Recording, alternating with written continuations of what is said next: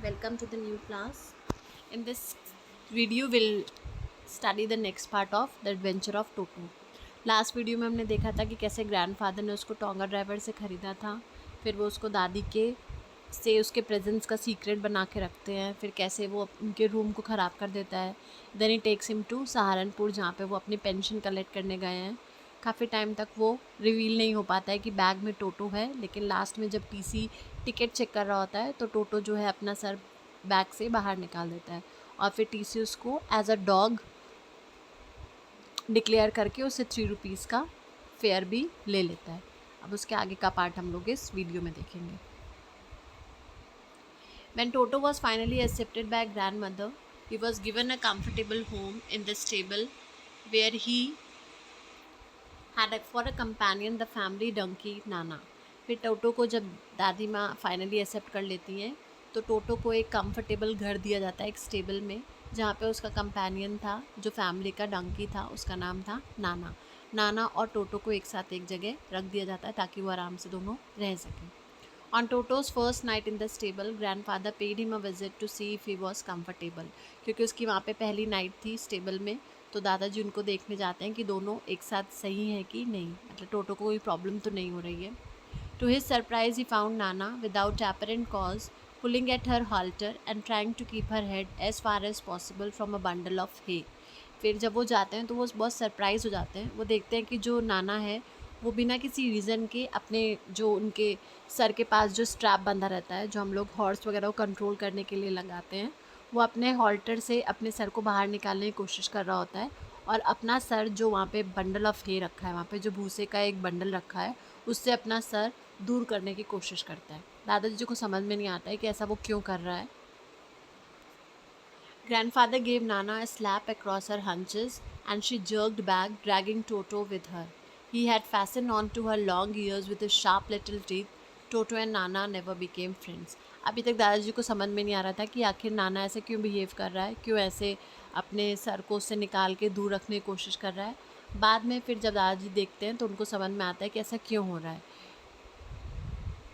दादा पहले उसके बैक पे उसको हल्का सा स्लैप करते हैं ताकि वो मतलब थोड़ी काम डाउन हो जाए, लेकिन वो फिर से जर्क बैक करती है, फिर से वो झटका लेके पीछे होती है और अपने साथ साथ टोटो को भी ड्रैग करते हुए लेकर आती है. अब दादाजी को समझ में आता है कि एग्जैक्टली सिनेरियो क्या है. टोटो ने अपने दांत जो थे वो उसके कान में लगाए हुए थे, जिसकी वजह से उसको पेन हो रहा था, वो बहुत इरिटेट हो रही थी. इसी वजह से वो वहाँ से क्या हो रही थी, अपने आप को दूर कर रही थी. फिर वो इंस्टेंस जो था वो काफ़ी था. उसके बाद नाना और टोटो कभी भी फ्रेंड्स नहीं बन पाए. जो एक कंपैटिबिलिटी दोनों में होनी चाहिए थी वो कभी भी सेटअप नहीं हो पाई. A great treat for Toto during cold winter evenings was the large bowl of warm water given by him grandfather for his mother for his bath. एक बहुत अच्छी चीज़ जो टोटो को बहुत पसंद थी, उसको सर्दियों में शाम को गर्म पानी से नहलाया जाता था, तो ये उसके लिए बहुत ही अच्छी चीज़ होती थी, ये उसको बहुत पसंद था. He would cunningly test the temperature with his hand, then gradually stepped into the bath, first one foot, then the other, as he had seen me doing, until he was into the water up to his neck. इसने narrator को कई बार देखा है कैसे वो नहाता है, उसी का मेथड ये भी फॉलो करता है. ये बहुत ही चालाकी से पहले हाथ से पानी के टेम्परेचर को चेक करता है. जब इसको लगता है कि हाँ पानी बहुत ज़्यादा गर्म नहीं है, तब वो पहले अपना एक पैर पानी में डालता है, फिर दूसरा पैर पानी में डालता है और फिर पानी में डिप करता है और अपने नेक तक पानी आने देता है और जो अपना सर है वो पानी के बाहर रखता है. तो एक तरीका था जिस तरीके से टोटो जो है वो गर्म पानी में रोज़ नहाना पसंद करता था शाम को. Once comfortable he would take the soap in his hands और feet and rub himself all over. और एक बार जब वो कंफर्टेबल हो जाता था तो फिर वो सोप लेके अपनी पूरी बॉडी पे उसको रब करता था. When the water became cold, he would get out and run as quickly as he could to the kitchen fire in order to dry himself. और जब पानी का इंटेंसिटी जो गर्माहट थी, जब वो ठंडी हो जाती है, जब पानी उसको लगता है कि अब ठंडा हो गया है, वो तुरंत उससे बाहर निकलता है और तुरंत किचन में जाके अपने अपने को ड्राई करता है, अपने आप को सुखाता है. उसकी बॉडी क्योंकि गीली होती है तो अपने आप को किचन में जो फायर जल रही होती है वहाँ पे खड़े होकर अपने आप को क्या करता है, ड्राई करता है. तो ये सब दिखाता है कि जो मंकी है उसका माइंड बहुत ज़्यादा क्लेवर था, बहुत ज़्यादा शार्प था. उसको मालूम था कि कौन से एक्शन के बाद क्या करना है, ये उसे बहुत अच्छे से मालूम था. If anyone laughed at him during this performance, Toto's feelings would be hurt and he would refuse to go on with his bath. One day Toto nearly succeeded in boiling himself alive. और अगर इस time पे कोई उस पर हंस देता था तो टोटो को बहुत बुरा लगता था और वो दोबारा फिर नहाने जाने से मना कर देता था। एक बार तो ऐसा हुआ कि उसने अपने आप को जलाने से मतलब ऑलमोस्ट जला दिया था, लेकिन किस तरह से वो बच गया था। A large kitchen kettle had been left onto the fire to boil for tea, and Toto, finding himself with nothing better to do, decided to remove the lid. एक बार किचन के स्टोव पे किचन में एक kitchen kettle रखा हुआ था, उसका जो लिड था, जो कवर था, वो बंद था। वो चाय के लिए शायद उसमें पानी गर्म हो रहा था, तो टोटो को कुछ भी समझ में नहीं आता कि क्या करें, तो उसके लिड को निकाल देता है और देखता है कि उसमें पानी गर्म हो रहा है। तो उसको वैसे भी नहाना बहुत पसंद था, तो वो क्या करता है, उसमें जाके बैठ जाता है। Finding the water just warm enough for a bath, he got in with his head sticking out from the open kettle. और फिर जो केटल होती है उसको खोला होता है उसने लिड, उसमें जाके बैठ जाता है और अपना सर जो है वो केटल के ओपनिंग के बाहर रखता है। बाकी जो पोर्शन होता है उसकी बॉडी का वो केटल के अंदर होता है। This was just fine for a while until the water began to boil. ये कुछ टाइम तक तो ठीक रहता है, फिर धीरे धीरे पानी जो है वो बॉयल होने लगता है। Toto then raised himself a little but finding it cold outside sat down again. तो टोटो को महसूस होता है कि हाँ कुछ गर्म हो रहा है, तो वो थोड़ा सा उठता है, फिर लेकिन जब वो उठता है तो उसको फिर से ठंडा लगने लगता है, तो फिर से वो गर्माहट पाने के लिए फिर से केटल में जाके बैठ जाता है। He continued hopping up and down for some time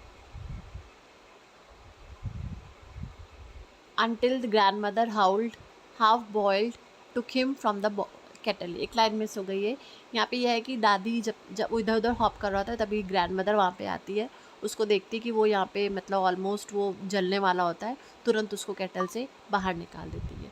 तो ये कुछ एक्टिविटीज़ हैं। ये उसका फेवरेट पार्ट था कि उसको गर्म पानी से नहाना बहुत पसंद था, और इसी में अपने आप को ऑलमोस्ट एक बार जलाने वाला होता है, लेकिन दादी उसको किसी तरह से बचा लेती है। If there is a part of the brain especially devoted to mischief, that part was largely developed into Toto। अगर बोला जाए कि शैतानी का खजाना, तो वो टोटो का दिमाग था, उसमें बहुत ज़्यादा शैतानियाँ भरी हुई थी। He was always tearing things to pieces। उसको कुछ भी मिलता था वो उसको टुकड़ों टुकड़ों में कन्वर्ट कर देता था। कपड़ा हो, लेदर हो, कुछ भी हो, उसकी आदत थी कि कोई भी चीज़ वो सही से नहीं छोड़ता था, हर चीज़ को वो पूरी तरह से टुकड़ों टुकड़ों में कन्वर्ट कर देता था। Whenever one of my aunts came near him, he made every effort to get hold of her dress and tear a hole in it। जब भी उसके घर में कोई उसकी आंटी आती थी, उसकी बुआ आती थी, तो टोटो पूरी कोशिश करता था किसी तरह से उनके कपड़े पकड़ने का और उसमें एक होल बनाने का। मतलब उसको पसंद नहीं आता था कि वो कपड़ा मतलब इतना सही कैसे है, वो हमेशा कपड़े को पकड़ने की कोशिश करता था और उसमें एक होल बनाने की कोशिश कर देता था। हमेशा ऐसे ही होता था कि जब भी उनके घर में कोई आंट आती थी तो उन्हें कपड़ा पकड़ के उसमें होल बना देता था। One day at a lunch time, a large dish of pulao stood in the center of the dining table. We entered the room to find Toto stuffing himself with rice। एक दिन lunch के time में एक पुलाव बना होता है घर में, वो बीच डाइनिंग टेबल में रखा होता है सबके खाने के लिए।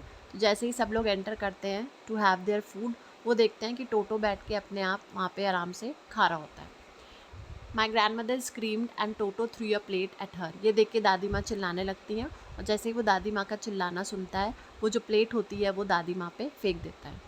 One of my aunts rushed forward and received a glass of water in the face. और तभी जब दादी माँ पे एक प्लेट गिर जाती है, उसकी एक आंटी आगे बढ़ती हैं, तो वो देखते हैं कि उन पे उसने पानी का ग्लास फेंक दिया होता है।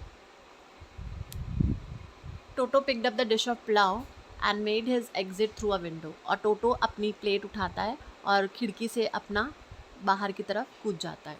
We found him in the branches of the jackfruit tree, the dish still in his arms. फिर सब लोग बाहर जाके देखते हैं कि जो टोटो है वो जैक फ्रूट के पेड़ पे ऊपर ब्रांच से बैठा है। जैक फ्रूट मतलब कटहल के पेड़ की ब्रांच पे आराम से बैठा होता है, और बहुत ही आराम से वो प्लेट में से एक एक दाना लेके चावल का पुलाव का वो खा रहा होता है।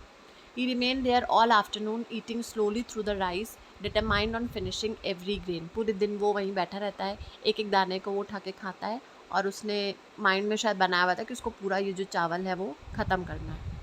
And then in order to spite grandmother who had screamed at him, he threw the dish down from the tree and chattered with delight when it broke into 100 pieces। और क्योंकि उसको याद आता है कि दादी ने उस पर चिल्लाया था, तो उसके चिल्लाने का उसको माइंड में था, तो वो क्या करता है, प्लेट जो है ऊपर से नीचे फेंक देता है और वो जो कांच की प्लेट होती है वो टुकड़ों टुकड़ों में टूट जाती है। Obviously, Toto was not the sort of pet we could keep for long.